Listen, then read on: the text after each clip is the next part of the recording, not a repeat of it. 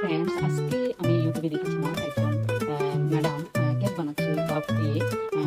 But আমি প্রথমবার চেষ্টা করেছি কেক বানানোর জন্য। দেখি কি অবস্থা। বাট আমি উনি বলেছে 40 মিনিটস।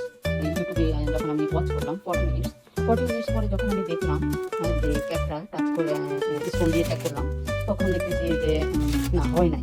তখন মনটা অনেক খারাপ হয়ে গিয়েছে, ভাবছি যে কেকটা মনে হয় হবে না। তখন আমি আবার কি করলাম, ওটাকে আবার ঢাকা দিয়ে আরো মিনিমাম 1 ঘন্টার মতো জাল দিলাম। ভাবছি হলে হবে, না হলে ঠিক আছে ফেলে দেবো। পরবর্তীতে দেখি সত্যি হয়ে গেছে। দেখতে পাচ্ছেন, আমি আপনাদেরকে দেখাচ্ছি চামচ দিয়ে।